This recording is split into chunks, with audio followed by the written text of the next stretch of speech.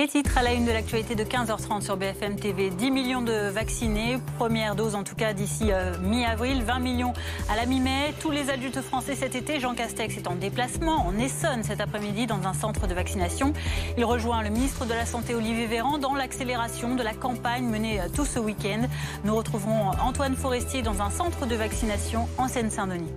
Il faut mettre le paquet sur la vaccination en mars et avril pour éviter de reconfiner, les mots de Jean Castex en marge d'un déplacement sur l'agriculture ce matin dans la Creuse. Le Premier ministre a prévenu que les prochaines semaines seraient très sensibles. Violence à Rieux-la-Pape, près de Lyon, hier soir. Une trentaine d'individus ont dégradé des véhicules, incendié une dizaine de véhicules. Pour quelles raisons? Reportage à suivre dans ce quartier en reconquête républicaine dans le Rhône.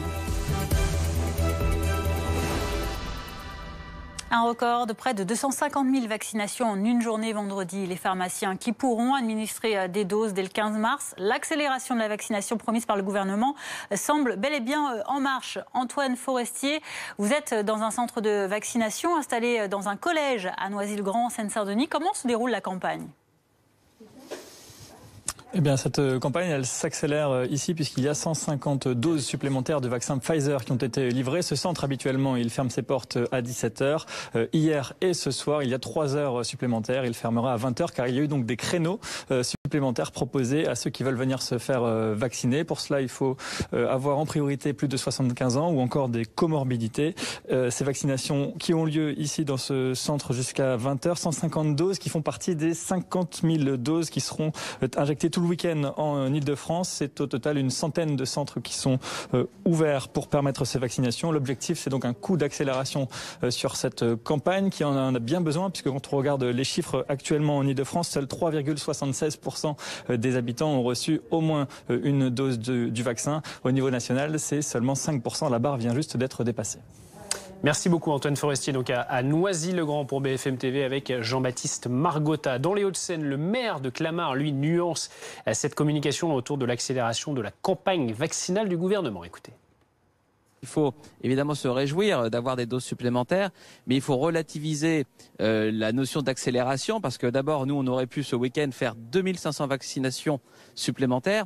On a eu 760 doses, donc c'est évidemment mieux que rien et c'est un bon début, mais j'espère que cette accélération ne va pas être suivie d'une décélération ou d'un arrêt la semaine prochaine et qu'on va continuer à nous donner davantage de doses parce que il me reste encore 9500 doses, 9500 personnes en attente de vaccination. Et donc, si on n'a pas les doses correspondantes, évidemment, ça va mettre vraiment beaucoup de temps à se faire. Voilà, Jean Castex et le ministre de l'Agriculture et de l'Alimentation, Julien Denormandie, étaient en visite auprès de la profession agricole ce matin dans la Creuse. Ils ont notamment visité une coopérative agricole, participé à une table ronde, s'adressant aux restaurateurs, à un restaurateur notamment. Le Premier ministre s'est exprimé sur la situation sanitaire en ces termes. Vous le voyez, on a un mois et demi, 2 mois très sensibles. On en parle avec Anne-Sora Dubois du service politique BFM TV. On le voit, le gouvernement compte plus que jamais tout de même sur la vaccination pour éviter à tout prix un reconfinement. On reste toujours sur cette option. Oui, et le Premier ministre dit qu'il ne veut pas, qu'il veut éviter un reconfinement. Et Emmanuel Macron a dit exactement la même chose en cours de semaine dernière. Souvenez-vous de cette phrase rapportée du chef de l'État: tant qu'il y a des vaccins dans les frigos, je ne reconfinerai pas. Donc pas de reconfinement et en même temps un virus qui non seulement continue à circuler mais même augmente en termes d'incidence. Alors la seule solution, c'est la voie du milieu et c'est la vaccination, effectivement. Hier, l'exécutif et le ministre de la Santé, d'ailleurs, se sont félicités de ce nouveau record battu de presque 250 000 personnes vaccinées en une journée. En réalité, il va falloir maintenir cette cadence si on veut tenir les objectifs que le gouvernement a lui-même fixés, c'est-à-dire au moins 10 millions de personnes vaccinées avant la fin du mois d'avril et toute la population adulte d'ici cet été. Ça veut dire à peu près, en moyenne, 200 000 personnes vaccinées par jour, alors que jusque-là, on oscillait plutôt autour de 80 000, 100 000 personnes. C'est dire vraiment à quel point il faut augmenter les cadences. Il y a des forces qui augmentent en présence. Les pompiers rejoignent le contingent des forces mobilisées dès ce week-end. Il va y avoir aussi, vous le disiez, les pharmaciens et les médecins généralistes qui vont pouvoir vacciner d'ici quelques jours. Et puis, ça se double aussi d'une bonne concomitance pour le gouvernement. C'est que progressivement, les premières craintes qu'il y avait en début de campagne de vaccination, notamment cette défiance vis-à-vis du vaccin, progressivement est en train de se lever. Il y a une catégorie de population qui reste quand même assez défiante, comme la population générale. Ce sont les soignants. Et là aussi, ce gros contingent doit être augmenté à nouveau. L'appel du ministre de la Santé hier dans une lettre aux soignants. C'est aussi là-dessus que repose la réussite de la campagne de vaccination, d'avoir des soignants qui eux-mêmes soient protégés. La protection des soignants, on en parle avec vous, docteur Mehdi Mejdoubi. Vous êtes professeur de médecine au centre hospitalier de Valenciennes dans le Nord, un département particulièrement touché par cette flambée d'épidémie encore ces dernières semaines. Ça vous fait quoi d'entendre que certains soignants sont toujours réfractaires, notamment à la vaccination par l'AstraZeneca en particulier ? Oui, c'est assez malheureux et je pense qu'il y a une confusion et une volonté erroné de vouloir faire du pseudo-scientifique en analysant les premières études de vaccination. La dernière étude sur notamment l'AstraZeneca, qui est une étude écossaise, a montré que le vaccin Astra était même plus efficace que le Pfizer dans certaines catégories. Ça, c'est une chose. Deuxièmement, dès la première dose vaccinale, on observe une immunité, une efficacité. Donc, il ne faut pas attendre quelques semaines pour attendre un autre vaccin, alors qu'on pourrait être immunisé plus tôt, éviter une infection et une pathologie mortelle. Donc vraiment, il faut s'abstenir de ce genre de jugement sur les différents vaccins. Ils sont tous efficaces, et s'ils n'avaient pas été efficaces, ils n'auraient pas été autorisés. Donc maintenant, il faut y aller. C'est d'un intérêt de santé publique majeur que tout le monde se fasse vacciner, en tout cas les personnes cibles. Professeur, un mot là sur cette vaccination massive ce week-end. C'est une bonne nouvelle? C'est une très bonne nouvelle, et puis elle ne souffre pas de contestation. En fait, il faut savoir qu'il y a 6 mois, nous arrivions à vacciner 9 millions de personnes par mois contre la grippe. Donc il n'y a aucune raison de ne pas y arriver à nouveau. Et l'intervention des pharmaciens dans quelques jours va démultiplier les possibilités de vaccination. Donc il n'y a pas de crainte à avoir à ce sujet. Il y a quelques soucis de communication sur un vaccin en particulier qu'il faut lever. Et puis ensuite, il faut y aller à fond. Si tout le monde joue le jeu, d'ici quelques semaines, nous serons sortis du moment le plus difficile de cette crise. Booster la campagne vaccinale de manière générale, hein. C'est évidemment l'objectif du gouvernement. Un décret hier a été signé qui permettra des injections en pharmacie à partir du 15 mars. Et les pompiers également vont pouvoir s'y mettre. C'est le cas près de Montpellier où les soldats du feu désormais pourront vacciner 7 jours sur 7. Charles Arrigonier, Alice Boissin avec Adrien Portron. Ici à Vailleux-Caisse, près de Montpellier, ce centre de vaccination est entièrement administré par les sapeurs-pompiers. C'est la deuxième dose, donc la première s'était bien passée. Oui. Depuis presque 2 mois, 4300 vaccins ont été inoculés.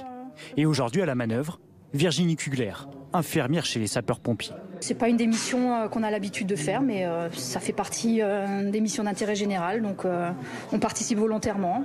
Des centres comme celui-ci pourraient voir le jour partout en France, car le gouvernement veut aller plus vite. Beaucoup plus vite sur la vaccination. Pour Éric Flores, directeur du SDIS 34, l'aide des pompiers est une évidence. La protection des populations, c'est une mission des sapeurs-pompiers de France. Donc il est important clairement qu'on se positionne dans cette mission de protection qui passe dans le test, maintenant la vaccination et toutes les autres actions que l'on a auprès de la population. Et il faut dire que ce centre de vaccination tourne à plein régime. Ce week-end, la cadence va encore s'intensifier. 250 vaccins par jour vont être réalisés, contre 60 auparavant. La force des sapeurs-pompiers repose sur leur nombre, mais aussi sur leur position géographique, comme le souligne le lieutenant-colonel Aurélien Maninck. La force des sapeurs-pompiers, c'est d'abord leur service de santé et de secours médical. Et puis, c'est surtout le maillage territorial qui est incomparable, puisqu'on est le service public qui est le mieux réparti sur le territoire national. Le département de l'Hérault compte actuellement 3 centres de vaccination comme celui-ci. À nouveau, devrait même voir le jour ce week-end à Béziers. Professeur Mejdoubi, vous venez nous donner une information très, très importante concernant un autre vaccin, le vaccin Johnson & Johnson, qui va être autorisé dans 5 jours, c'est ça? C'est ça, il devrait être autorisé autour de mi-mars, ce qui va rajouter une arme supplémentaire dans la panoplie vaccinale. Après, les doses ne viendront qu'en avril, mais c'est un atout supplémentaire. Et vous verrez qu'au mois d'avril, on aura une quantité de vaccins vraiment impressionnante. On aura 4 vaccins en France. Il y aura 4 vaccins en France. Et en plus, le vaccin Johnson marche avec une seule dose. Donc ça ne veut pas dire qu'il faut attendre ce vaccin-là, puisque au début, comme toute nouvelle production, elle montera progressivement. Mais surtout, ce qui compte, c'est d'avoir... il n'y a aucun doute que les objectifs du gouvernement pourront être tenus en termes de nombre de vaccins. Après, maintenant, il faut que la logistique se déploie, que l'implémentation se fasse. Mais quand même, les choses se sont bien améliorées. Et quand les choses se passent bien, il faut quand même le signaler. Donc actuellement, la campagne vaccinale se passe bien. Il faut accélérer et on y arrivera. Et on va convaincre également les soignants, puisque la Direction générale de la santé, je vous le rappelle, a annoncé que seuls 791 000 au 4 mars avaient été vaccinés, soit un peu plus de 30% des soignants, d'où cette lettre du ministre de la Santé à ses soignants hier sur Twitter. Cela ne suffit pas, alors que des stocks de vaccins AstraZeneca sont encore disponibles dans la plupart des établissements. Olivier Véran qui les exhorte également à se faire vacciner donc rapidement. Il en va de la sécurité et de la capacité de notre système de santé à tenir. Jean-Marcel Morgue, bonjour, vous êtes vice-président de l'Ordre national des médecins. Et selon l'Ordre des médecins, eh bien, la vaccination des soignants, c'est une exigence éthique. Vous pouvez développer ? C'est un devoir moral, un devoir aussi d'exemplarité. Il a été largement prouvé par ailleurs que se vacciner diminue de façon tout à fait importante la contagiosité, c'est-à-dire le risque de transmettre à l'autre le virus.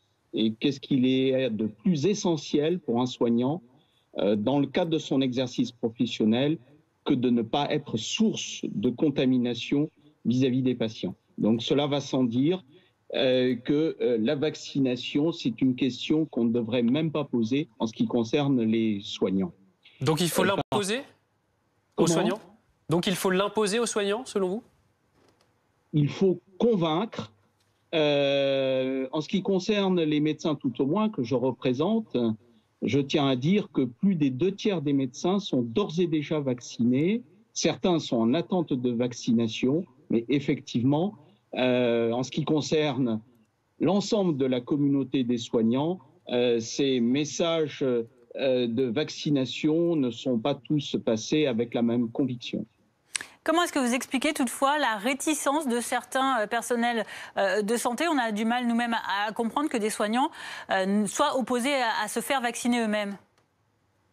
Alors, en ce qui concerne les non-médecins, c'est un peu délicat, mais vous l'avez bien compris dans le début de mon propos, là, c'est un problème qui se pose très majoritairement pour des non-médecins.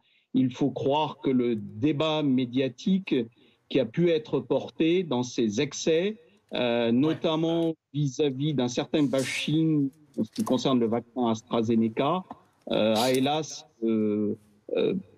été à l'origine de nombreuses réticences. Pourtant, c'est un vaccin, moi j'ai pu en faire une 50aine de vaccinations dans mon cabinet, qui est majoritairement bien toléré, et en ce qui concerne les effets indésirables, ils sont bénins et tout à fait temporaires, n'excédant pas habituellement 24 heures. En revanche, il faut le dire, et c'est peut-être l'origine du problème, c'est qu'effectivement les effets indésirables sont un peu plus marqués, mais tout aussi transitoires chez les jeunes. Or, souvenez-vous, on a commencé par vacciner de jeunes soignants, et ça a probablement été un peu à l'origine de ce bashing. D'autre part, comme mon interlocuteur précédemment l'a dit, il a été exagérément dit qu'AstraZeneca protégeait moins bien les vaccins ARN.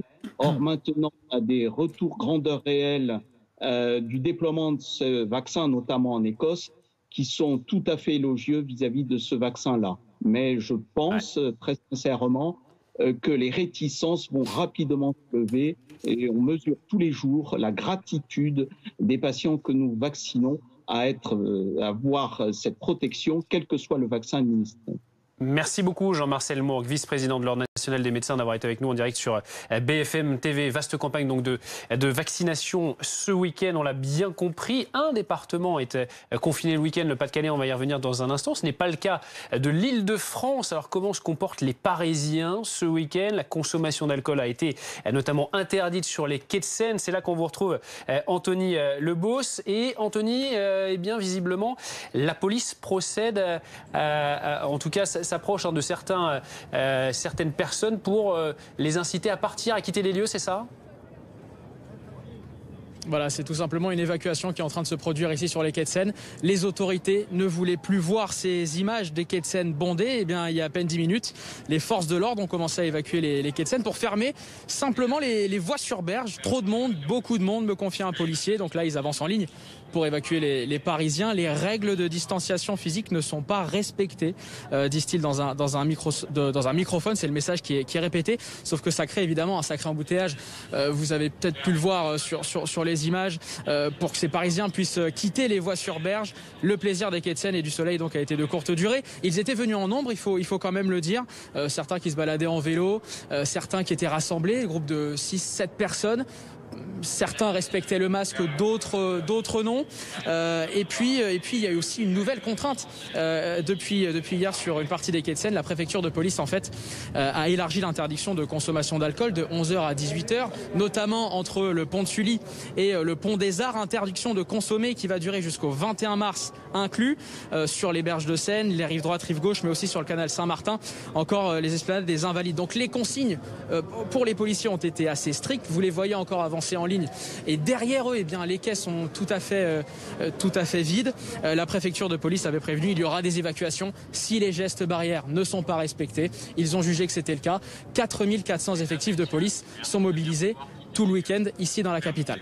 Merci Anthony Lebos pour ces images avec Quentin Trigaudet sur les quais de Seine à Paris. Paris qui n'est pas encore confiné, reconfiné, hein, mais ce n'est pas le cas dans le Pas-de-Calais notamment, où a commencé à 6h du matin aujourd'hui ce reconfinement après une flambée de l'épidémie. La mesure est entrée donc en vigueur aujourd'hui. Le département enregistre un taux d'incidence de 408 cas pour 100 000 habitants ces 7 derniers jours glissants, contre 245 il y a 2 semaines. Tension hospitalière également en pleine explosion. 90% des capacités d'accueil sont occupés là-bas. Les conséquences pour les habitants, retour de l'attestation dérogatoire pour les déplacements, les sorties, limitées notamment aux soins, aux achats de première nécessité ou aux balades d'une heure dans un rayon de 5 km. Le port du masque est également obligatoire dans tout le Pas-de-Calais, y compris en zone rurale. Côté vaccination, 3 vaccinodromes ont été ajoutés ce week-end à Boulogne-Calais et Béthune. Dans l'actualité également de ce dimanche, ces violences qui ont éclaté dans un quartier de Rieux-la-Pape, dans l'agglomération lyonnaise. Une trentaine de jeunes ont commis des dégradations dans la rue et pris pour cible des bus, notamment. Retour sur ce qui s'est passé avec Thomas Herman, Caroline Bertolino et Camilla Giudice. Des violences de la veille, il ne reste dans le quartier des Alaniers que ces voitures calcinées, abandonnées. Un retour au calme après 2 heures de très forte tension hier dans la soirée. Vers 19h, une trentaine d'individus se regroupent. Ils caillassent des bus, détruisent du mobilier urbain. 13 véhicules sont également incendiés. D'après la préfecture, 6 personnes ont été interpellées dans la soirée. Une flambée de violence qui pourrait faire suite à une opération antidrogue menée un peu plus tôt dans le quartier par la police. Ça fait quand même un moment que ça fonctionne de cette façon-là. Dès qu'il y a des faits importants, des saisies de drogue, des interventions dans les quartiers, régulièrement, un peu partout sur Lyon, mais aussi partout sur le territoire national, il y a forcément des représailles avec des véhicules et des mobiliers urbains brûlés. Chez les habitants, certains expliquent plutôt les tensions par le sentiment d'abandon qu'ils ressentent.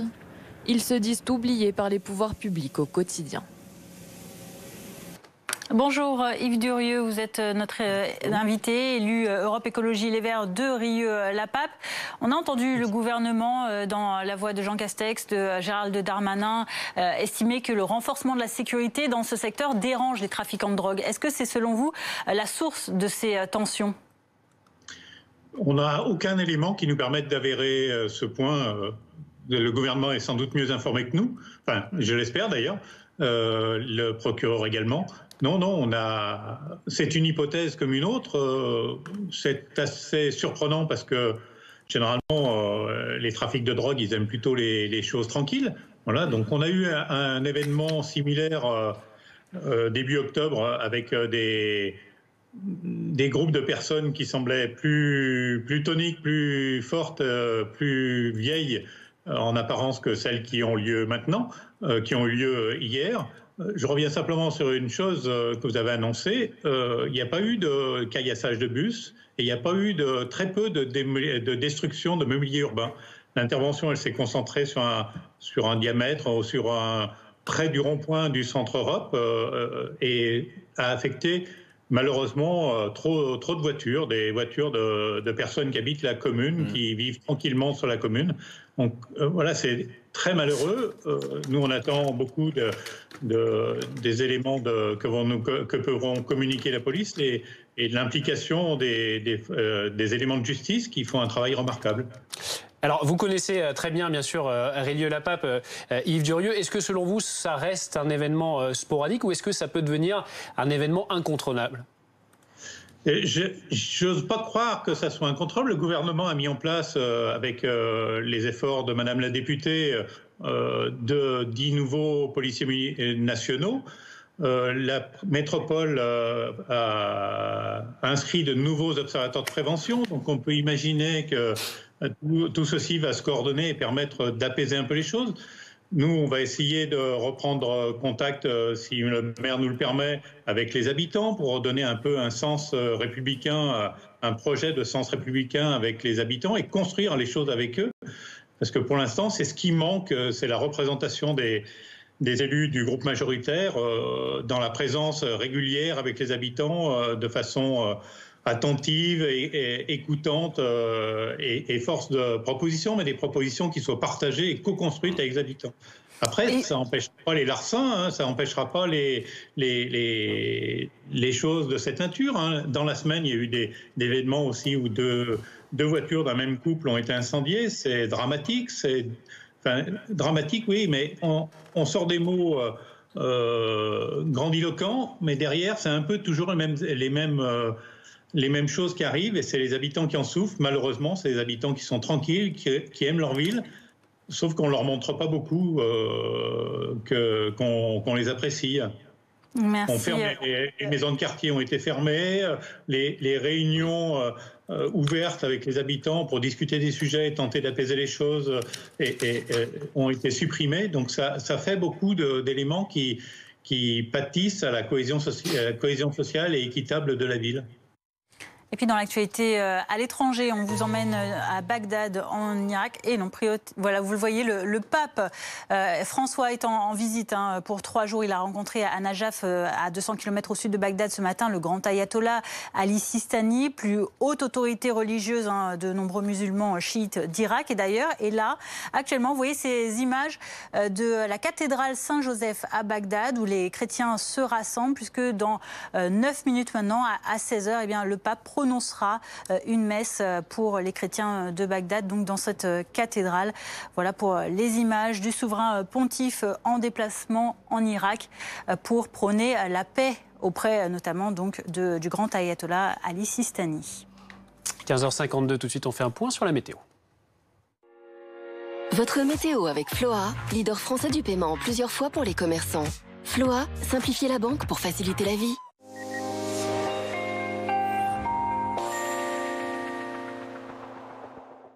C'est assez rageant, effectivement. Place des Héros, à Arras, tout ce beau temps pour ce premier week-end de confinement avec 6-8 degrés seulement. Dans le même temps, les Niçois, eux, profitent d'une relative douceur de leur côté. Oui, mais là, c'est le soleil qui semble lui aussi confiné. On va conserver un ciel chargé tout au long du week-end. Sur les régions du sud, les rôles sont inversés. Cette fois-ci, le beau temps est au nord en ce moment grâce à un anticyclone assez puissant. Il est anglais, le voici. Il dirige vers nous un flux continental de nord-nord-est. Cette bise, ce vent vivifiant, effectivement. Dans le même temps, il y a ces remontées humides des Pyrénées et de la Méditerranée qui vont donc persister pour ce dimanche avec une masse d'air très contrastée, vous voyez. Du coup, les gelées vont se concentrer au nord de la Loire en début de matinée. Elles seront encore plus marquées. Moins 5 degrés notamment à Reims. Vous compterez moins 3 à Lille ou du côté d'Arras. Moins 1 degré à Paris. Dans le même temps, 4 à Lyon. Vous aurez 6 à Bordeaux, 8 à Marseille. On ira jusqu'à 9 degrés à Perpignan en début de journée, donc sous un ciel chargé. Au sud, avec des pluies qui pourront être soutenues en pleine Languedocienne, des cumuls assez importants. Et vous voyez de la neige à partir de 1200 mètres, notamment sur le massif central. Dans l'après-midi, ça va peu à peu se morceler sur ce secteur, mais difficilement. On pourrait avoir quelques coups de tonnerre de la montagne noire aux Pyrénées, un peu plus d'éclaircies tout de même en allant en direction de la Provence. Et plus au nord, là, un ciel souvent parfaitement dégagé au nord de la Loire. Les températures seront légèrement en dessous des moyennes. Dans l'après-midi, vous aurez 7 degrés à Lille. Il fera 10 à Nancy, comptez 9 à Paris, 11 degrés à La Rochelle, 12 degrés à Clermont-Ferrand, une quinzaine de degrés en Méditerranée, jusqu'à 17 degrés pour Ajaccio. Rapidement, même découpage lundi, ça va se morceler un peu plus nettement dans le sud du pays. À partir de mardi, nouvelle perturbation au nord, qui va peu à peu progresser en donnant de la pluie près des côtes de la Manche mercredi et du vent surtout. Beaucoup de vent jeudi, un coup de vent attendu dans le nord du pays avec des rafales à 90 voire 100 km/h sur ce secteur.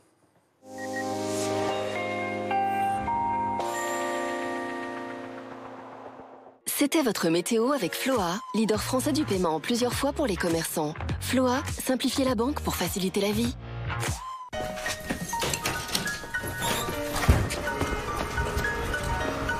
Enfiler un uniforme. Ou pas.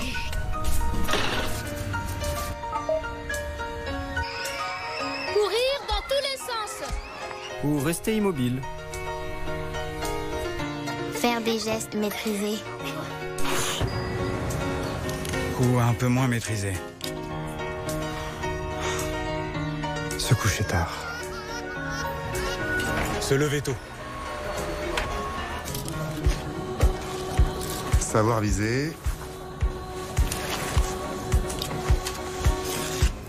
Très très bien visé. Fermer plus tôt. Ouvrir plus grand. Porter un masque. Vraiment le porter. En restant chacun mobilisé, nous serons plus forts ensemble.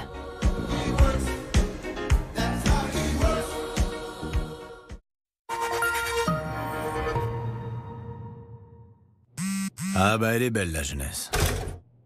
Eh ben oui, elle est belle la jeunesse. Formidable même. Elle a le talent, elle a l'élan, elle a l'énergie pour rendre notre monde meilleur. En un mot, ils veulent y croire. Alors le moins que l'on puisse faire, c'est de croire en eux. On ne sera peut-être jamais aussi formidable que ceux qui feront le monde de demain, mais au Crédit Agricole, on s'engage à soutenir l'emploi des jeunes partout en France.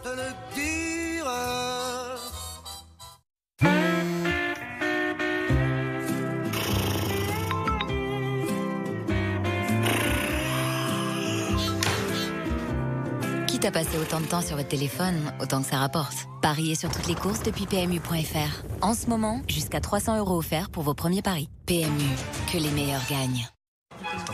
Commencez sans moi. Commencez sans moi. Commencez sans moi. Commencez sans moi. Qu'est-ce qu'il dit? Ah, commencez sans moi. Les gars des eaux, il essaie d'avoir l'assureur. Il devrait changer de trottoir. Sinon, au CIC, avec Assurance Attentive, vous suivez le traitement de votre sinistre à tout moment depuis votre appli. CIC, reconstruisons dans un monde qui bouge.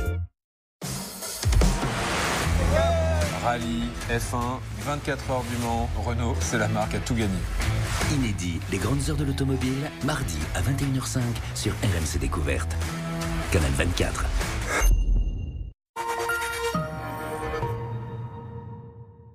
Cofidis présente préjugé numéro 6. Les femmes ont toujours froid. Préjugé. Pour le crédit aussi, oubliez vos préjugés. En ce moment, profitez d'un taux à 2,99% sur 48 mois. Appelez Cofidis au 31 55. Cofidis. Le crédit qui fait la différence.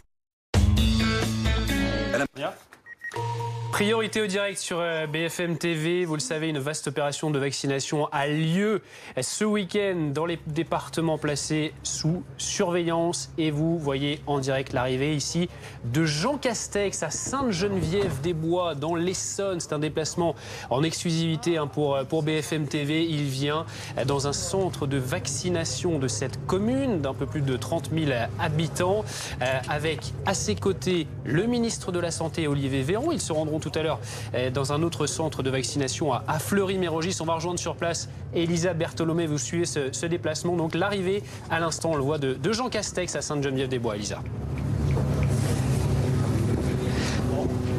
Oui, c'est un déplacement qui s'est monté de manière assez impromptue. C'est une façon pour le Premier ministre, le ministre de la Santé, d'illustrer sur le terrain ce samedi le déploiement, l'accélération de cette campagne de vaccination qui a été annoncée jeudi par les deux ministres lors de cette conférence de presse. Pas une opération de communication selon Matignon, mais l'occasion de bien montrer que tout le monde est mobilisé, les soignants, mais également les membres du gouvernement, l'État, donc en première ligne pour suivre cette opération de vaccination. Merci Elisa Bertholomé pour ces images que l'on continue de voir en direct du Premier ministre accompagné du ministre de la Santé, également de la directrice des agences régionales de santé, Amélie de Montchalin, et du maire de Sainte-Geneviève-des-Bois, Frédéric Petitpas. On voit ici donc ces autorités qui se déplacent dans l'un des centres de vaccination, un centre permanent à Sainte-Geneviève-des-Bois, pour marquer cette accélération de la campagne vaccinale. Anne-Sora Dubois en plateau avec nous. On le disait, le couple Castex-Véran continue de se déplacer et de montrer donc cette volonté conjointe, d'accélérer vraiment la vaccination. Oui, c'est vraiment le maître mot, accélérer la campagne de vaccination et même mettre le paquet, comme l'a dit Jean Castex ce matin lors d'un autre déplacement auprès d'agriculteurs, après avoir eu effectivement des débuts un peu timides de vaccination, où l'exécutif ne voulait pas brusquer les Français en disant les Français sont encore un peu rétifs, un peu défiants, on ne veut pas les forcer, on ne veut pas les braquer, donc on y va doucement, on y va piano. Là, on est clairement en train de mettre la gomme. On est dans un département d'ailleurs où le taux de vaccination n'est pas forcément très élevé. On est à 3,52% de vaccination dans l'Essonne, c'est peu. Les objectifs, ils ont été fixés encore une fois main dans la main par le Premier ministre et le ministre de la Santé jeudi lors de la conférence hebdomadaire traditionnelle. L'objectif, c'est à peu près 10 millions de Français vaccinés d'ici la mi-avril et au moins, si c'est possible, la totalité des Français adultes d'ici cet été. On est loin d'y être pour l'instant. On est à 3 400 000 premières doses injectées. On est à 1 800 000 Français totalement vaccinés. Donc sur la totalité de cette population adulte. Donc clairement, il faut accélérer. Et les doses sont là. Les doses sont là parce qu'on a à peu près 8 millions de doses à disposition. Ce que dit Emmanuel Macron, c'est que tant qu'il y a des vaccins dans les frigos, on ne reconfinera pas. Alors ce qu'il faut faire en attendant, c'est faire passer les doses des frigos au bras des Français. On a musclé le nombre de centres ouverts. Ça, c'est un centre permanent, mais ils iront aussi, juste après ce déplacement, le ministre de la Santé et le Premier ministre visiter un autre centre de vaccination, aussi dans l'Essonne, à Fleury-Mérogis, cette fois un centre de vaccination temporaire. Donc on ouvre des centres en plus, on fait venir aussi des contingents supplémentaires de force en présence pour accélérer la vaccination, notamment les pompiers qui intègrent encore une fois le contingent d'aide pour accélérer la vaccination à partir de ce week-end. Il va y avoir aussi à partir de la semaine prochaine des pharmaciens et les médecins généralistes.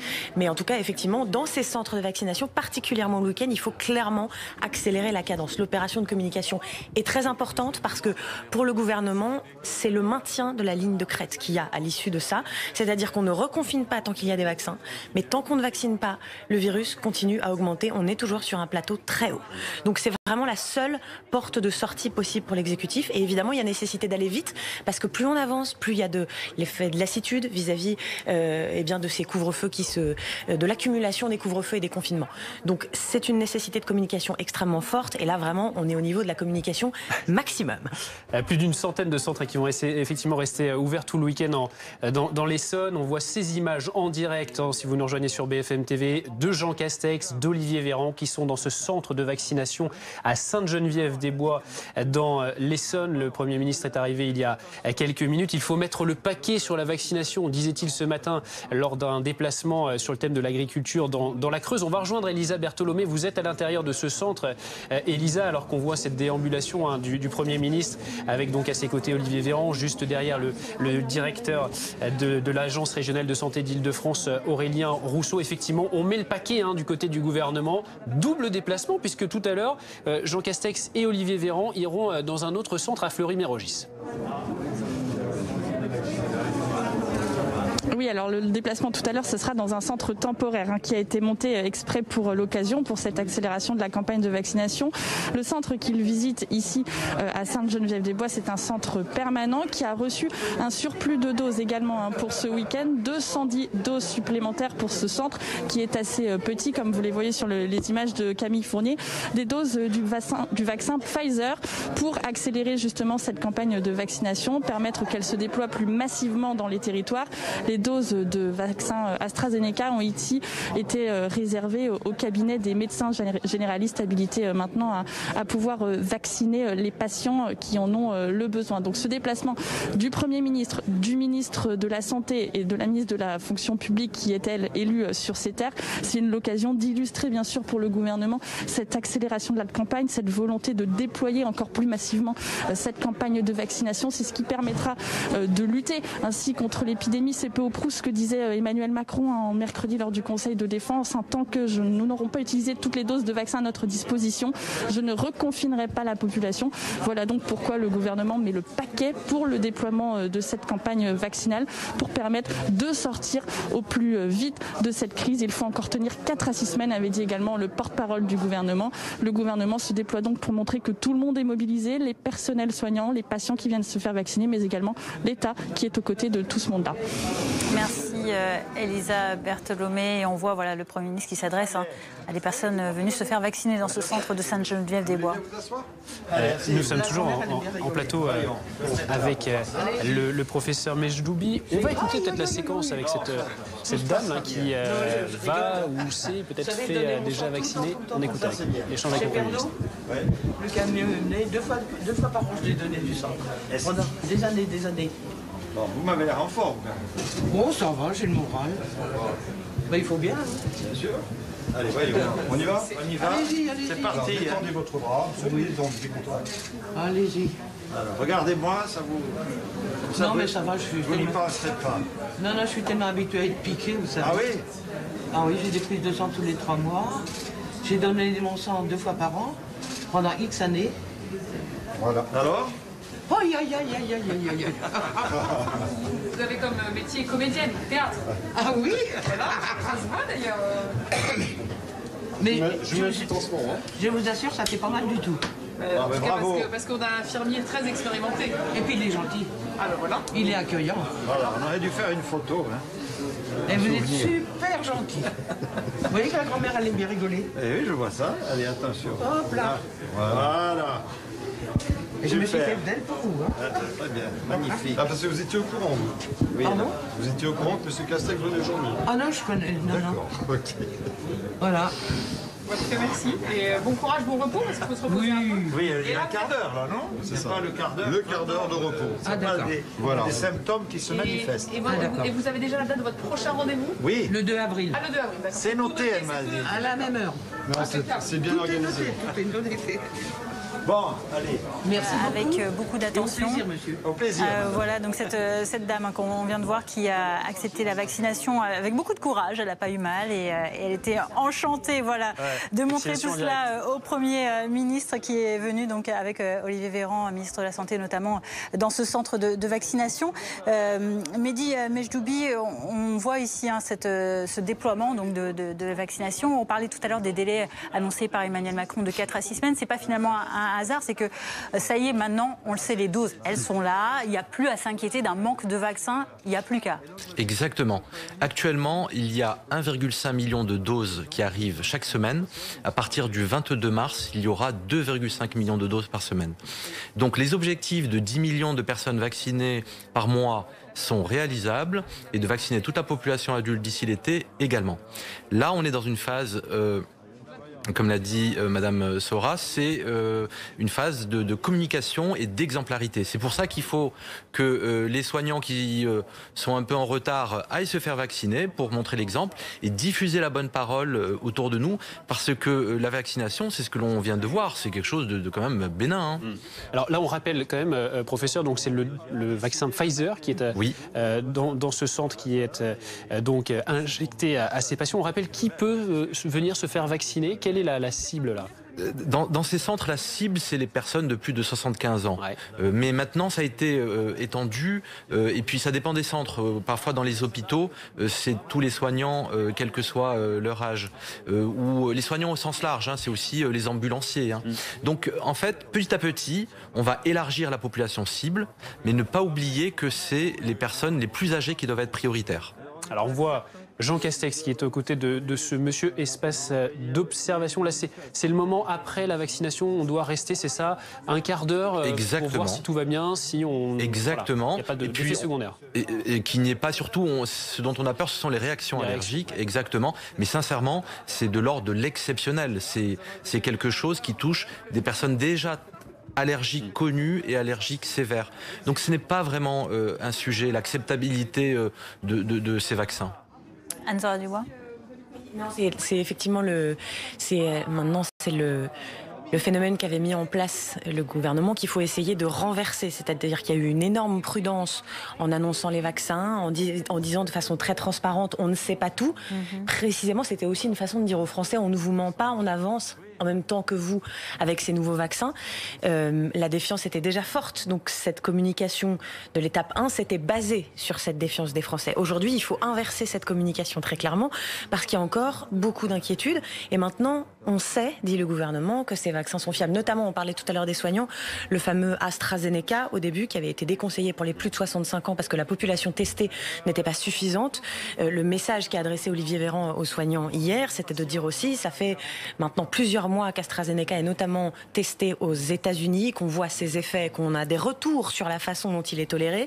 Effectivement, c'est un vaccin qui est un peu différent des autres parce qu'il peut provoquer pour le coup des effets secondaires, c'est-à-dire pas des effets secondaires, mais en gros la réaction classique du corps lorsque une partie microscopique du vaccin, du virus est inoculée dans le corps, c'est-à-dire un tout petit peu de fièvre. Ça a pu inquiéter beaucoup et effectivement, il y a un enjeu majeur pour le gouvernement à convaincre notamment les soignants du bien fondé et de la sûreté de ces vaccins. Parce que autant de soignants convaincus, ce sont autant de relais possibles sur le terrain pour aller convaincre vous-même le vaccin AstraZeneca. Oui, il y a de la défiance encore. Je l'ai reçu il y a une semaine et je n'ai eu aucun effet secondaire. Donc en fait, il y a trop de communication négative autour de ce vaccin, alors que la dernière étude réalisée en Écosse montrait que ce vaccin était meilleur que le Pfizer sur certaines catégories de population. Donc il faut arrêter avec ces mauvaises interprétations des premières études scientifiques. Elles sont dépassées maintenant. Le vaccin Astra est extrêmement fiable et en plus c'est le plus facile à produire et à diffuser puisqu'il se conserve dans des réfrigérateurs normaux chez le médecin traitant ou chez le pharmacien. En attendant peut-être donc un nouveau vaccin, le vaccin Johnson & Johnson, dont l'autorisation devrait avoir lieu, vous nous le disiez tout à l'heure, la semaine prochaine. Vous voyez toujours donc ces images en direct, ce déplacement de Jean Castex et d'Olivier Véran sur le terrain cet après-midi. Ils sont dans ce centre de vaccination permanent à Sainte-Geneviève-des-Bois, dans l'Essonne. Anne, pour vous préciser, oui, que ces centres de vaccination, évidemment, sont loin d'être improvisés, même quand ce sont des centres permanents comme cela, et les centres temporaires aussi d'ailleurs. C'est-à-dire que les préfectures demandent aux élus de les mettre en place, aussi en lien avec les ARS, et ensuite il faut tout mettre en place selon un cahier des charges qui est quand même très précis. Tout ça n'est en aucun cas improvisé. On met en place, on choisit le lieu, on choisit les équipes qui vont procéder à la vaccination, on choisit aussi les conditions de réfrigération lorsque c'est nécessaire pour certains des vaccins. Tout ça, évidemment, prend énormément de temps à être mis en place. C'est aussi pour ça qu'au début, il y a eu un petit peu de temps, peut-être pas assez d'anticipation. On verra plus tard, à la fin de la campagne de vaccination, les comptes seront très certainement faits. Mais en tout cas, c'est peut-être pour ça aussi au début il y avait des contraintes en termes de cahier des charges qui étaient particulièrement importantes pour mettre en place ce type de centre de vaccination. Un centre de vaccination permanent qui a été mis en place comme ça, pour le coup, c'est vraiment la réussite du début officiel de la campagne de vaccination qui fonctionne. On n'est plus au stade du temporaire, on est vraiment dans quelque chose de pérenne qui est amené à rester plusieurs mois. Et le Premier ministre est en train de s'en assurer ici à Sainte-Geneviève-des-Bois en Essonne. Elisa Bertholomé, vous suivez pour BFM TV ce déplacement du Premier ministre, accompagné notamment du ministre de la Santé Olivier Véran. Et là, on voit Jean Castex qui échange avec les personnes venues se faire vacciner aujourd'hui. Oui, et le Premier ministre qui en profite pour leur respecter l'importance bien sûr de se faire vacciner, mais également de respecter les gestes barrières. L'épidémie n'est pas derrière nous. Voilà en substance le message que fait passer le Premier ministre qui passe un peu de temps avec chacune des personnes venues ici pour se faire vacciner. Pour rappel, 210 doses de Pfizer ont été livrées à ce centre en particulier pour ce week-end de déploiement massif de la vaccination dans ces zones sous surveillance. Il faut tenir, nous n'avons pas le choix. Voilà ce que dit également le Premier ministre aux personnes avec qui il échange. Le gouvernement qui espère trouver son salut, sa sortie de l'épidémie grâce à cette campagne de vaccination, ce déploiement massif. Jeudi dernier, lors de la conférence de presse, le Premier ministre l'a précisé. Il espère 10 millions de personnes vaccinées d'ici la fin avril. Nous aurons encore un mois et demi, 2 mois difficiles à tenir. C'est ce qu'il a dit ce matin à l'occasion d'un déplacement dans la Creuse. Elisabeth Tolomello qui suit ce déplacement de Jean Castex, d'Olivier Véran, d'Amélie de Montchalin, la ministre de la Transformation et de la Fonction publique, également Aurélien Rousseau, le directeur de l'Agence régionale de santé, qui lui finalement disait que ça avait un côté répétition générale un peu ce week-end pour la suite. Justement, Anne, est-ce que ça va se pérenniser ou est-ce que c'est juste un week-end? Alors on va peut-être suivre Jean Castex qui est en train de vérifier un petit peu comment les la choses prise de rendez-vous, rendez-vous, voilà. On va écouter peut-être le Premier ministre. C'est là où vous rentrez les données pour continuer à se publier chaque jour. Exactement, voilà. Exactement. Très bien. Cécile et Sandy. Voilà. Donc, oui, on connaît bien celui-là. Ouais, voilà, la dame. Et il marche bien, votre logiciel? Ça va. Pardon. Qui ne parle pas, mais qui en tout cas observe. Effectivement, les prises de rendez-vous, c'était un point important parce qu'il y avait eu pas mal de blocages. Ça a été un petit peu compliqué, Anne, depuis le début. En gros, là, les gens qui étaient sur liste d'attente, il va y avoir une possibilité pour toutes ces personnes de reprendre rendez-vous? Oui, normalement, effectivement, les doses suffisantes sont arrivées, donc plusieurs... je crois centaines de milliers de rendez-vous ont pu être ouverts pour les jours qui viennent en France. Il y avait effectivement un certain nombre de départements dans lesquels certaines agences régionales de santé avaient arrêté la prise de rendez-vous, tout simplement parce qu'il faut bien comprendre que dès lors qu'on a injecté une première dose à une personne, il y a un délai avant d'injecter la deuxième. Donc 75 ans jusqu'à au moins la mi-avril. Non seulement 75 ans, c'est pas marrant. 75 ans. Oui, ça, c'est bon. Oui, mais on y vous m'avez l'air pas mal. Vous savez qu'à un moment, je me suis sentie abandonnée. Ouais. Vous voyez, je me suis dit, mais allez, j'étais dans le cas des plus de 75 ans, avec un diabète sévère, et là, rien. Alors on est sur des plateformes téléphoniques, alors ça, il y a de quoi mettre une bombe. Ça, c'est quand même un truc très désagréable. Il y a quelques charmantes dames, des fois. Hein.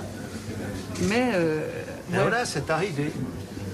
Ah oui, alors j'en suis très contente. Et vous revenez quand? Le 2 avril, c'est ça? Voilà, c'est ça. Très bien. Elle pourra dormir tranquille. Voilà. Mais restez prudente quand même. Hein. Oh, ben, vous savez, c'est pas gagné. À nos âges, on ne fait pas trop de folie. Oui, mais bon, même...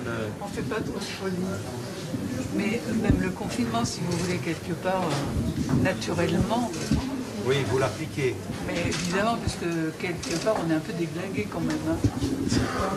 Ah ouais, et quand on dit qu'il y a un an, tout ça n'existait pas. Ouais. Il y a un an, tout pile, le 6 mars 2020, il n'y avait pas de Covid, on commençait à peine à se laver les mains. Et moi, ça m'a troublée parce que quand on a commencé à avoir le vaccin, je sais pas, je m'étais fait un schéma de 48 heures dans la tête. Bon, 48 heures, j'ai pas eu de rendez-vous, bien entendu, puisque depuis le début, j'ai jamais eu de rendez-vous. Il n'y a qu'ici. Et j'ai oublié de vous habiter ici? Non. Vous habitez dans une commune voisine? Oui, à Gilles-sur-Yvette. C'est un peu plus loin, c'est 20 bonnes minutes de route. Oui, mais ça c'est pas grave, hein. J'en aurais fait plus. Hein.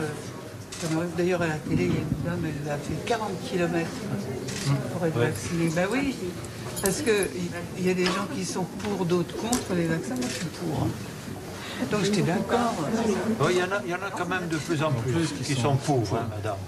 Oui, c'est nécessaire. Et tant mieux, Alors, le vaccin de la grippe, par exemple. Écoutez, c'est le pharmacien qui l'a fait. C'était vachement bien. Eh bien, c'est ce qu'on va faire. Les premiers vaccins, vous savez, on ne pouvait pas. Celui, c'est un Pfizer. Oui, c'est un Pfizer. Vous savez, il faut les conserver à moins 80 degrés. Ça, les pharmaciens ne pouvaient pas le faire. Alors maintenant, avec les nouveaux, ils vont le faire.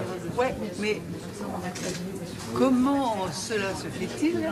C'est bon ça, ouais. Oui, c'est pas mal. C'est pas mal. Ça commence bien. Que vous n'ayez pas eu plus de vaccins. Enfin, je sais bien que c'est des histoires de gros sous. Non, pas du tout. C'est une histoire d'usine. C'est une histoire d'usine, de fabrication. Et toutes les usines de vaccins se mettent à fabriquer des vaccins depuis qu'on les a découverts, c'est-à-dire depuis la fin de l'année dernière, c'est peu. Et alors là, ça tourne à plein de régimes. C'est l'Europe, vous savez, qui a commandé pour tous les pays. Et ils sont livrés au fur et à mesure de leur fabrication. Et en plus, donc, certains d'entre eux, les premiers qui sont arrivés, étaient difficiles à conserver. Donc, ce qui fait qu'on devait les mettre dans des hôpitaux. Voilà. Donc, il y a eu des... Mais quand même, si vous voulez, le fait d'être âgé, c'est pas marrant. Hein. Moi, je suis diabétique, insulinodépendante, donc j'ai vraiment le truc. Hein. Et je me disais, je suis dans les priorités. Oui. Eh ben non. Eh ben non. Si vous êtes dans les priorités, mais vous étiez plusieurs millions de personnes avec des maladies. Et en fait, quand on met bout à bout, aujourd'hui, il y a encore plus de 10 millions de Français qui sont concernés par la priorité de la vaccination. Alors que vous voyez, on a vacciné plus de 5 millions de personnes, bientôt 6, mais il y a mis bout à bout, ça fait beaucoup plus de gens encore que ça qui sont les personnes les plus fragiles. Je peux vous poser une question personnelle. Allez, posez. Qu'est-ce qui vous manque le plus? Parce que vous disiez, j'ai envie de reprendre ma vie d'avant. Ah non, j'ai pas dit ça. Ah, j'entendais ça. J'ai pas dit que je reprenais ma vie d'avant. Je ne reprends pas ma vie d'avant à l'âge que j'ai. Non, soyez pas... Non, mais qu'est-ce qui vous manque de plus par rapport à l'année dernière? C'est quoi qui vous manque dans votre quotidien? Qu'est-ce que vous voudriez faire là, si on retirait les masques et si on se dit voilà... Par exemple, d'abord j'irai au bistrot, au restaurant et au cinéma. Voilà. Monsieur Véran, lui, voudrait aller en discothèque. Mais écoutez, quand même, on est des gens un peu de théâtre, hein Marie? On est des gens, on s'occupe de théâtre, de choses comme ça. Rien, plus rien. Vous occupez d'une activité de théâtre ici à Gif? Oui, à Gif. Elle est à Gif sur les bébés. Et si vous... ça manque. Le bistrot, le resto, le cinoche. Et le théâtre. Et le théâtre. Attendez, moi j'avais un abonnement à l'Opéra de Massy. Bien, hein, bien. Un magnifique opéra qui... Ils annulent. Progressivement, ils annulent. Attendez, il y avait des trucs terribles. Mais ça va revenir. Ça va revenir. Vous verrez, vous allez y aller avec un plaisir décuplé. Ça fait penser, vous savez, dans le temps, quand ils avaient la peste. C'était pire parce que là, les gens... vous avez raison. Les gens étaient confinés au sein des cités, c'était comme dans le livre de Camus, ils étaient confinés pour que la maladie ne sorte pas pour se protéger les uns les autres. Et donc c'était à cette époque-là, c'était terrible. Mais c'est rigolo parce que... Pas rigolo, non. Mais si vous voulez... quand même, on peut se poser des questions sur un changement de société. Oui, vous avez raison, ce sera plus tout à fait comme... On est là-dedans, si vous voulez. Et vous, qu'est-ce qui vous manque le plus? Moi, je vous dis. Moi, oui, tiens, les sorties. Les sorties. Oui, non. Ce qui est franchement l'humain, on ne peut pas faire la bise à nos petits-enfants. C'est ça. Enfin bon, si vous voulez, on n'est pas pour moi. On a préparé un clip beaucoup plus jeune. qui passera sur le télé pour encourager les gens à se faire vacciner. C'est le ministère qui l'a préparé. On le sortira au moment venu. Vous allez voir, moi je l'ai montré à mes parents. Il fait pleurer ce clip. Parce qu'effectivement, il permet d'envisager ce que la vaccination pourra permettre quand on sera assez nombreux à protéger le retour de la vie. On voit une grand-mère qui accueille ses petits-enfants. Des scènes qui nous paraissent totalement aujourd'hui totalement oubliées parce que ça fait... Le fait d'aller au restaurant, d'aller au spectacle, ça vous a occupé pendant... Voilà, mais c'est futile. Et à l'autre côté, ça fait partie de la vie. Donc c'est pas futile, ça fait partie de la vie. Ça fait vraiment partie de la vie. Et moi j'allais au cinéma 1 ou 2 fois par semaine, vous voyez. Ah ouais. Et les restaurants, même combat. Avec vous, l'activité économique va partir très vite. Mais ouais, Vous alliez à Orsay au cinéma? Vous alliez où au cinéma? À Orsay ou à... Oh, je vais partir. Ici, je viens parce que ma fille, elle habite pas très loin. D'accord. J'ai des petits-enfants et des adolescents. Voilà cet échange très chaleureux entre cette petite mamie qui vient d'être vaccinée et qui s'est dit dès le départ très inquiète au démarrage parce qu'elle n'avait pas ses dates pour se faire vacciner alors qu'elle en avait envie, docteur Mejdoubi. Elle a dit elle veut retourner au bistrot, au resto, au cinéma dès que ce sera possible. C'est ce genre de message qu'il faut donner peut-être d'un espoir par la vaccination. Bien sûr, c'est cet espoir que l'on a et le seul moyen d'y parvenir, c'est une vaccination massive et auquel cas, les courbes vont finir par se croiser et c'est pas dans plusieurs mois, c'est dans quelques semaines. À un moment, le nombre d'hospitalisations en réanimation commencera à baisser et ça sera en rapport avec une vaccination massive de la population, des populations cibles. Bien entendu, il faut continuer à réserver ces vaccins d'abord aux plus de 75 ans, puis aux plus de 50 ans. Il ne sert à rien de l'ouvrir aux autres catégories de population, sauf quand il y a des comorbidités, bien sûr. Alors on va revenir dans un instant sur cette séquence. Ce déplacement, vous le voyez, de Jean Castex, d'Olivier Véran, déplacement d'exclusivité à BFM TV dans ce centre de vaccination permanent à Sainte-Geneviève-des-Bois, dans l'Essonne. Vous le voyez, ces échanges qui se poursuivent. On va y revenir, bien sûr, dans quelques instants. Alors, si Paris n'est pas confiné ce week-end, contrairement au Pas-de-Calais, la capitale fait toujours partie de la liste des départements sous surveillance renforcée. Et cet après-midi, certains ont souhaité se promener sur les quais de Seine avec ce beau temps. On peut bien sûr les comprendre avant d'être évacués. Vous le voyez par la police, car il y avait une trop forte concentration de personnes. Les forces de l'ordre ont jugé que les mesures sanitaires n'étaient pas suffisamment respectées. Et en revanche, dans le Pas-de-Calais, on est donc bien reconfiné depuis 6 heures ce matin avec 408 cas pour 100 000 habitants dans ces 7 derniers jours. Eh bien, le département, ça y est, retourne à l'attestation dérogatoire pour ces sorties. Elles sont limitées aux soins, aux achats de première nécessité, aux balades d'1 heure dans un rayon de 5 km. Port du masque est également obligatoire désormais dans tout le Pas-de-Calais. Et puis, côté vaccination, ce sont 3 vaccinodromes qui ont été ajoutés ce week-end à Boulogne, Calais et Béthune, en plus des 23 centres déjà existants. Restez avec nous sur BFM TV. Dans un instant, nous retournerons à Sainte-Geneviève-des-Bois dans l'Essonne pour suivre ce déplacement de Jean Castex et d'Olivier Véran dans un centre de vaccination. Le gouvernement qui veut mettre le paquet, gros week-end de vaccination. Les échanges se poursuivent avec des personnes qui viennent de se faire vacciner il y a quelques minutes. Nous retournerons sur place dans un instant. À tout de suite. Ce week-end, gros plan sur ces entreprises qui font bouger les marchés. De par les caractéristiques de son économie, préserver elle-même les entreprises. TPE, PME, start-up, l'actualité business. Ce week-end sur BFM TV. Prenez de l'avance en regardant votre chronique avec la BMW X1 hybride rechargeable.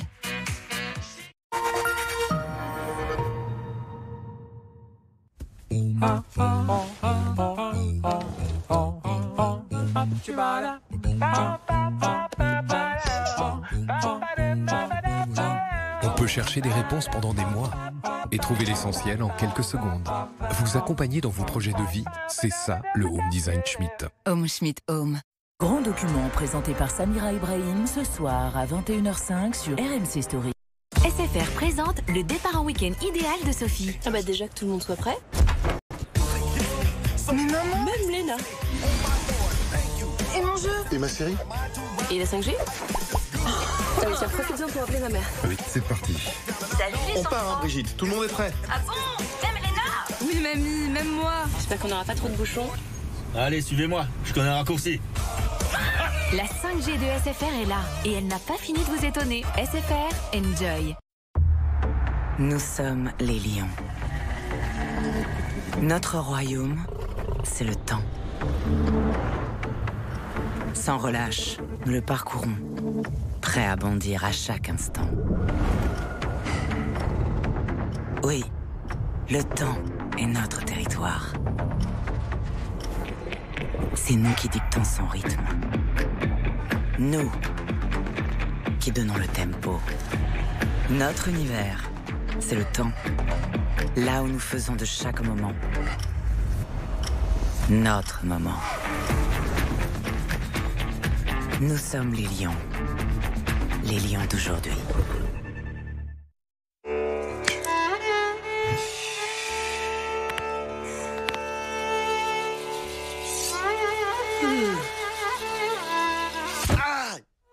Si t'as besoin d'un lit, c'est Compagnie du lit. Ah, je confirme.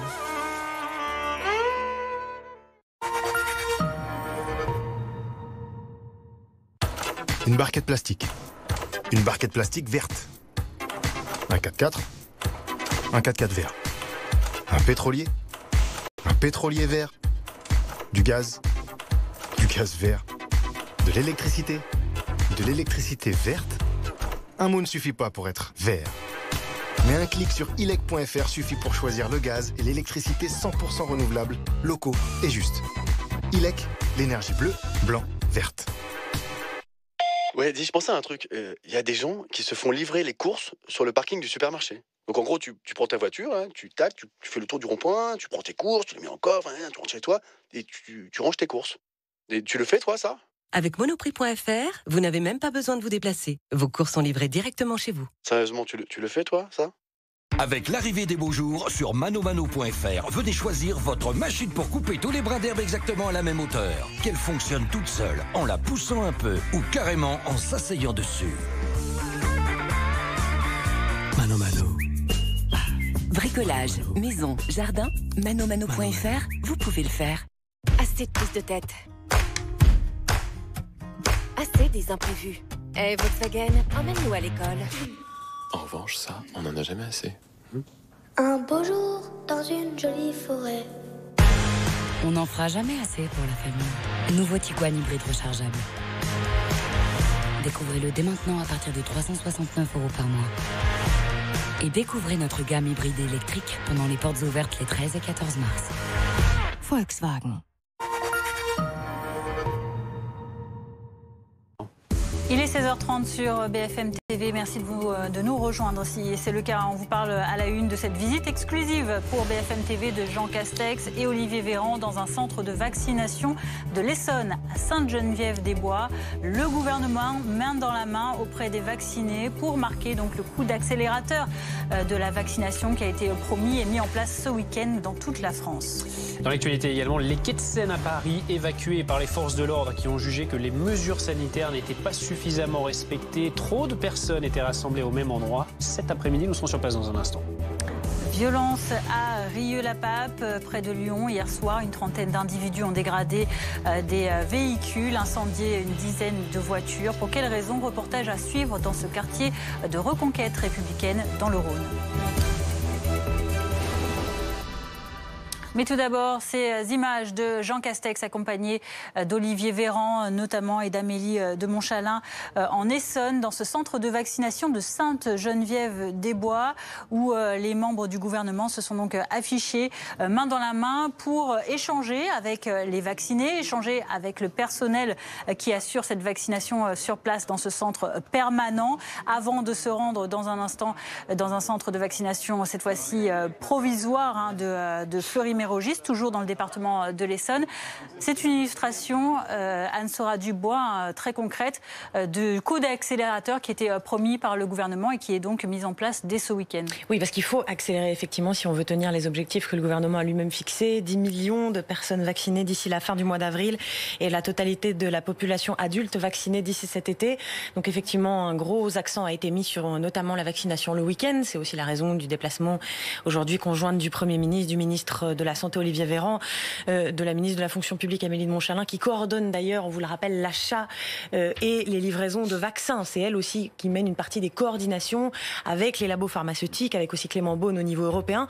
Donc ils sont évidemment très investis dans toute la logistique qui précède la vaccination. On a eu quand même il y a quelques minutes une séquence absolument extraordinaire entre le Premier ministre et une dame qui venait de se faire vacciner avec un art consommé de la synthèse qui lui a résumé en 5 minutes toutes les questions que se posent les Français depuis à peu près 6 mois. ce confinement, c'est difficile, pourquoi il y a eu si peu de rendez-vous au début, pourquoi il y a eu si peu de doses au début, et quand est-ce qu'on retrouve nos restos, et quand est-ce qu'on retrouve l'opéra. C'était quand même absolument extraordinaire. Et dans les réponses un peu gênées absolument de Jean Castex, il y avait quand même aussi ce phénomène un peu à portée d'engueulade, parce qu'en réalité, il faut expliquer maintenant pourquoi aussi la campagne a démarré avec clairement le pied sur le frein. C'est aussi ce qui justifie aujourd'hui un changement clairement de ton dans la communication.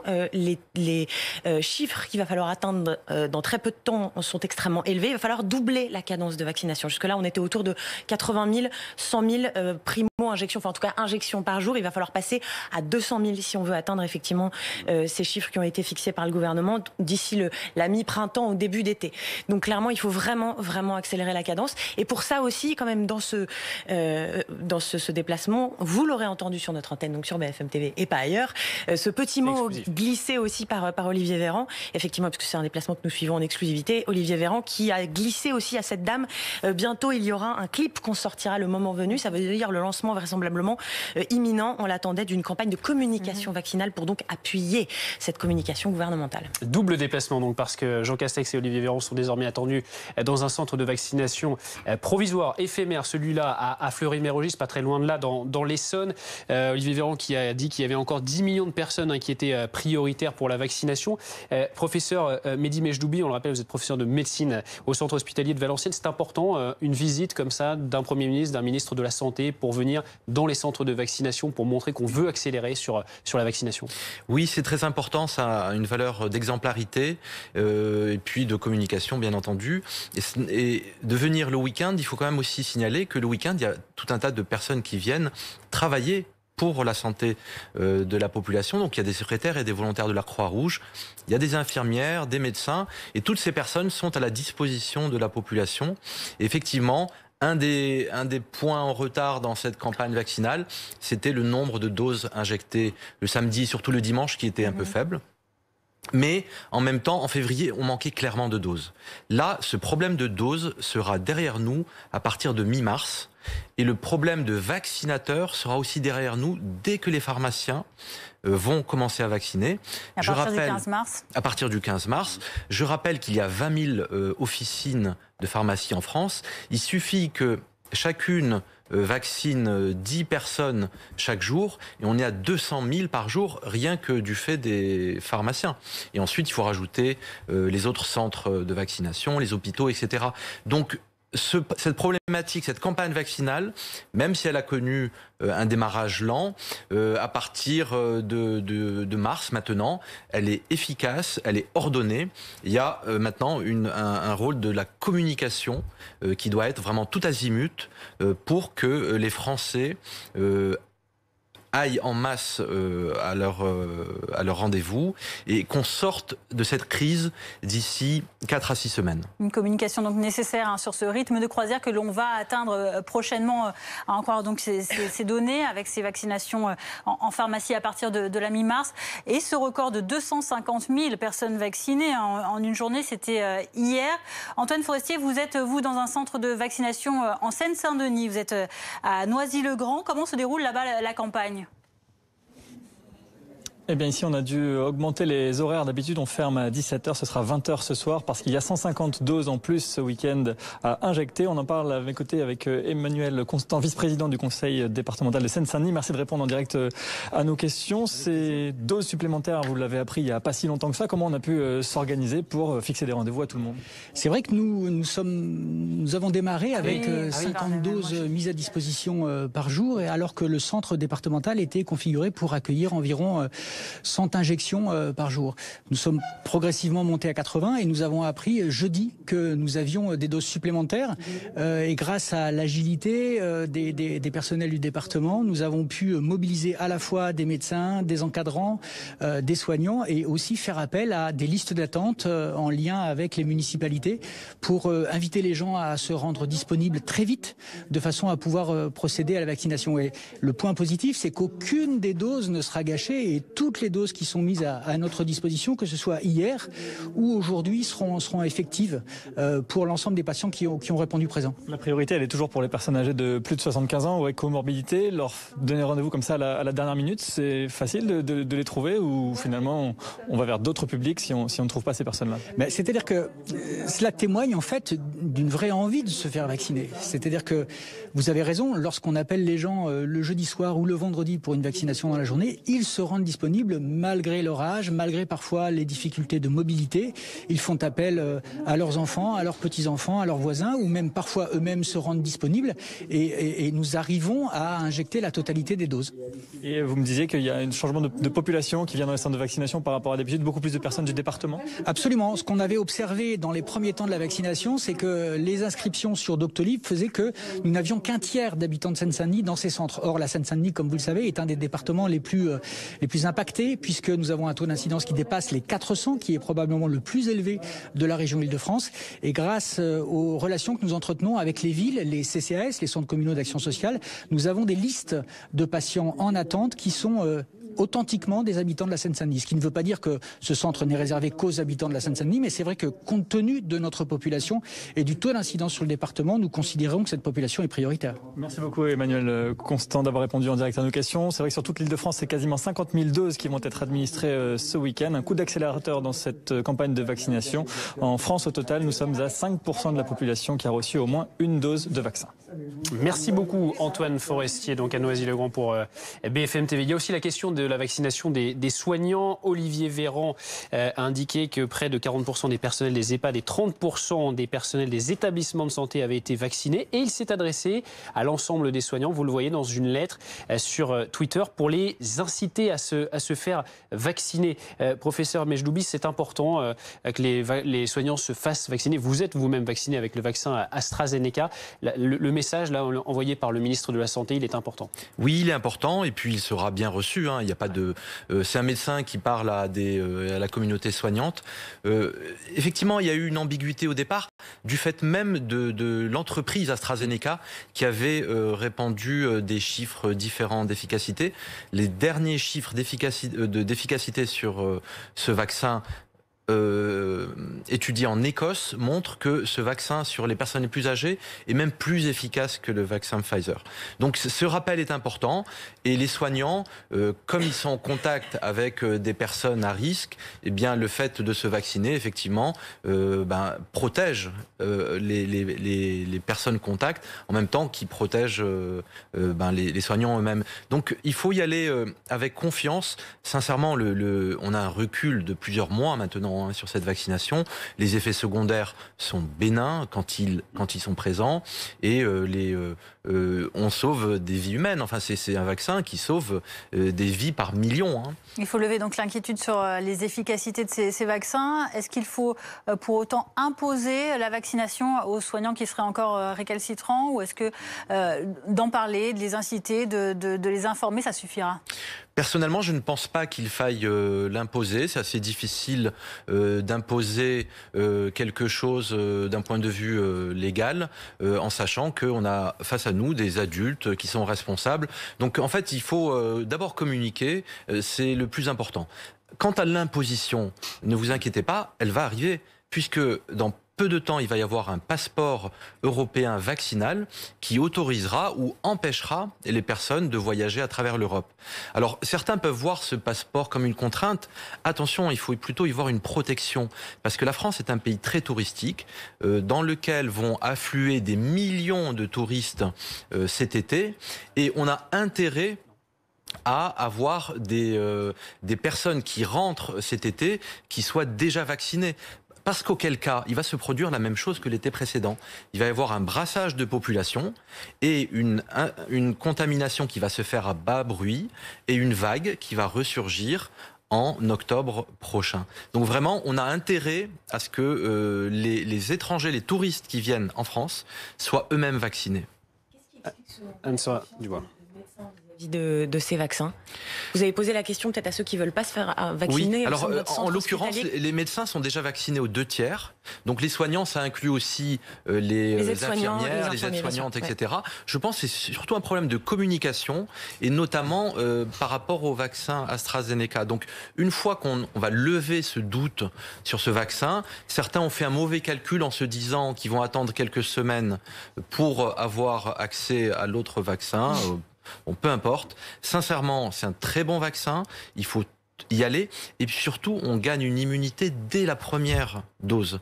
Donc, attendre 6 semaines et prendre le risque d'attraper une maladie potentiellement mortelle... En attendant un autre vaccin. Ouais. Exactement, est un mauvais calcul. Donc, il faut lever cette mauvaise communication autour de ce vaccin. Merci beaucoup Mehdi Majdoubi, professeur de médecine au centre hospitalier de Valenciennes, d'avoir été avec nous cet après-midi sur le plateau de BFM TV. Alors vous le savez, 23 départements sont toujours en surveillance, pas de confinement pour l'Île-de-France, contrairement au Pas-de-Calais, mais à Paris il fait beau aujourd'hui et forcément ça tente pas mal de monde à aller se promener, notamment sur les quais de Seine. On va retrouver Anthony Lebos. Il y a beaucoup de monde et notamment beaucoup de personnes qui se sont rapprochées, qui se retrouvaient dans le même périmètre et du coup les forces de l'ordre procèdent à des évacuations. Oui, évacuation qui dure maintenant depuis bientôt 1 heure. Les quais de Seine se vident petit à petit. Les voies sur berge vont être fermées pour le reste de l'après-midi. Elles sont donc évacuées centimètre carré par les forces de l'ordre. Trop de monde selon les policiers. Les Parisiens, on peut le dire, quittent les quais sans broncher. Aucune résistance constatée, mais tout de même un peu de frustration, un peu d'agacement, il faut le reconnaître. Les règles de distanciation physique ne sont pas respectées. C'est le message que répètent les policiers dans un microphone. Il faut le dire, les Parisiens étaient quand même venus en nombre se rassembler, parfois en petits groupes de 6 ou 7. Le port du masque n'était pas forcément respecté. C'est donc pour cette raison que la préfecture de police a mis sa menace à exécution. Les voies sur berge vont donc être fermées. Vous le voyez sur ces images de Quentin Trigodet. Et ben voilà, les quais de Seine se vident petit à petit, d'autant que depuis hier, eh bien, il y a une nouvelle contrainte sur une partie des quais de Seine. La préfecture de police de Paris a élargi l'interdiction de consommation d'alcool de 11h à 18h. C'était une mesure qui devait en fait éviter de nouveaux rassemblements. Sauf qu'on l'a constaté avec Quentin Trigodet, il y avait quand même beaucoup de monde sur les quais de Seine. Les consignes données aux policiers étaient donc claires. Si le respect des gestes barrières n'est pas respecté ici sur les quais de Seine, il y aura des évacuations. C'est ce qui est en train de se passer depuis maintenant 1 heure. Évacuation dans le calme, il faut le dire. 4400 effectifs de police sont mobilisés tout le week-end à Paris.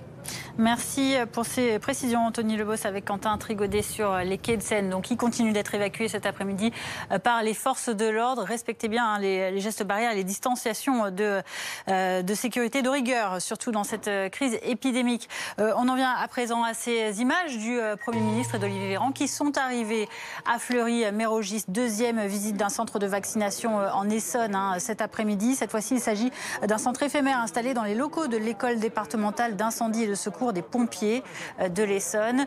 Les ministres qui sont donc sur place pour continuer à mettre en avant et communiquer autour de ce coup d'accélérateur dans la vaccination pour ce week-end dans plus de 50 000 centres en France.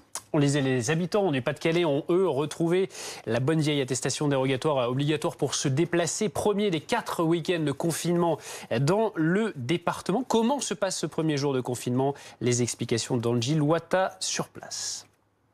C'est assez divisé. On a la plupart des gens qui ce matin ont pu profiter d'un instant de vie sur le marché, notamment en remplissant l'attestation avec marqué dessus évidemment l'achat de première nécessité. Mais regardez maintenant, la plupart des rues ici sont vides et on va pousser la porte du gîte, la Dolce Vita, qui est tenue par Caroline Lemaire. Caroline, vous êtes ici totalement seule pour l'ensemble du week-end. On regardait le carnet de réservation ensemble. Voilà, je n'ai absolument pas de réservation ce week-end. Vous avez vu le temps, il fait un temps magnifique et je suis désespérée. Totalement désespérée et avec un sentiment d'injustice, vous me disiez. Pourquoi ?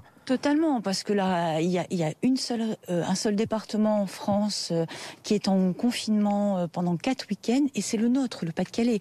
Je pense, alors j'ai beaucoup de gens de mon entourage qui travaillent dans le milieu hospitalier, on vit une situation très très compliquée, certes, mais je pense qu'il y avait la possibilité d'envoyer les personnes en réanimation pour éviter que ce soit... Oui, votre solution, quand vous dites envoyer les personnes dans d'autres départements, vous vouliez des transferts plutôt qu'un confinement. Mais bien sûr, il y avait, je pense, d'autres possibilités avant de prendre la décision de confiner les 4 week-ends.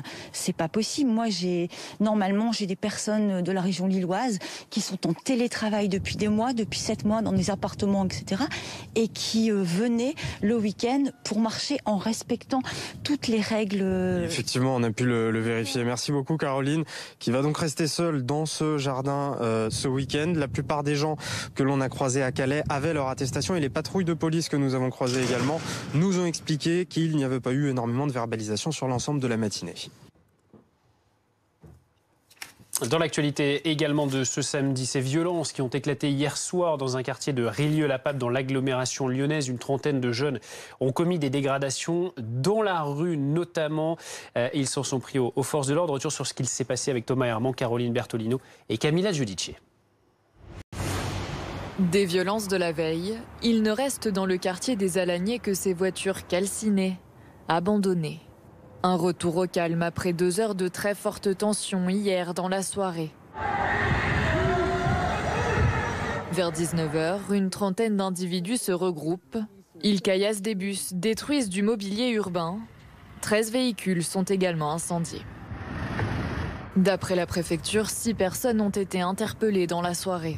Une flambée de violence qui pourrait faire suite à une opération antidrogue menée un peu plus tôt dans le quartier par la police. Ça fait quand même un moment que ça fonctionne de cette façon-là. Dès qu'il y a des faits importants, des saisies de drogue, des interventions dans les quartiers, régulièrement, un peu partout sur Lyon, mais aussi partout sur le territoire national, il y a forcément des représailles avec des véhicules et des mobiliers urbains brûlés. Chez les habitants, certains expliquent plutôt les tensions par le sentiment d'abandon qu'ils ressentent. Ils se disent oubliés par les pouvoirs publics au quotidien. Bonjour Yves Durieux, vous êtes notre invité, élu Europe Écologie Les Verts de Rillieux-la-Pape.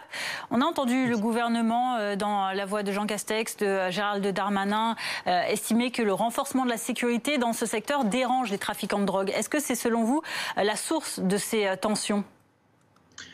On n'a aucun élément qui nous permette d'avérer ce point. Le gouvernement est sans doute mieux informé que nous.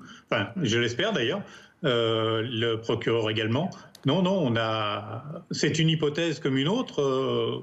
C'est assez surprenant parce que généralement, les trafics de drogue, ils aiment plutôt les choses tranquilles. Voilà, donc on a eu un événement similaire début octobre avec des groupes de personnes qui semblaient plus toniques, plus fortes, plus vieilles en apparence que celles qui ont lieu maintenant, qui ont eu lieu hier. Je reviens simplement sur une chose que vous avez annoncée. Il n'y a pas eu de caillassage de bus et il n'y a pas eu très peu de destruction de mobilier urbain.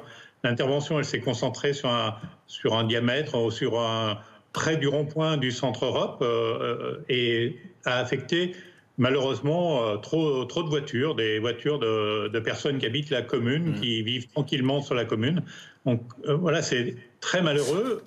Nous, on attend beaucoup des éléments que pourront communiquer la police et de l'implication des éléments de justice qui font un travail remarquable. Alors, vous connaissez très bien sûr, Rillieux-la-Pape, Yves Durieux. Est-ce que, selon vous, ça reste un événement sporadique ou est-ce que ça peut devenir un événement incontrôlable ? Je n'ose pas croire que ça soit incontrôlable. Le gouvernement a mis en place, avec les efforts de Madame la députée, 10 nouveaux policiers nationaux. La métropole a inscrit de nouveaux observateurs de prévention. Donc on peut imaginer que tout ceci va se coordonner et permettre d'apaiser un peu les choses. Nous, on va essayer de reprendre contact, si le maire nous le permet, avec les habitants pour donner un peu un sens républicain, un projet de sens républicain avec les habitants et construire les choses avec eux. Parce que pour l'instant, c'est ce qui manque, c'est la représentation des élus du groupe majoritaire dans la présence régulière avec les habitants de façon attentive et écoutante et force de proposition, mais des propositions qui soient partagées et co-construites avec les habitants. Après, ça n'empêchera pas les larcins, ça n'empêchera pas les choses de cette nature. Dans la semaine, il y a eu des événements aussi où deux voitures d'un même couple ont été incendiées. C'est dramatique, dramatique, oui, mais on sort des mots grandiloquents, mais derrière, c'est un peu toujours les mêmes choses qui arrivent, et c'est les habitants qui en souffrent. Malheureusement, c'est les habitants qui sont tranquilles, qui aiment leur ville, sauf qu'on ne leur montre pas beaucoup qu'on les apprécie. Merci. Les maisons de quartier ont été fermées, les réunions ouvertes avec les habitants pour discuter des sujets et tenter d'apaiser les choses ont été supprimées. Donc ça fait beaucoup d'éléments qui pâtissent à la cohésion sociale et équitable de la ville. Et puis dans l'actualité à l'international, ces images du pape François en déplacement pendant 3 jours en Irak. Il a rencontré un peu plus tôt le grand ayatollah et là on le voit devant la cathédrale Saint-Joseph à Bagdad où le souverain pontife a assuré une messe pour tous les chrétiens de Bagdad. Les images donc du pape François en déplacement donc ces 3 prochains jours dans la capitale notamment du pays Irak et dans d'autres villes également. Merci beaucoup de nous avoir suivis. Dans un instant, vous avez rendez-vous avec Ronald Guintranche pour 7 jours BFM et notamment avec, dans l'actualité de ce samedi, ce déplacement actuellement de Jean Castex et d'Olivier Véran qui sont dans un centre de vaccination éphémère dans l'Essonne du côté de Fleury-Mérogis. Ils sont arrivés il y a quelques instants, opération de grande envergure pour la vaccination lancée par le gouvernement. Les 2 hommes qui étaient un peu plus tôt dans un autre centre de vaccination à Sainte-Geneviève-des-Bois. Très bonne fin de journée à tous.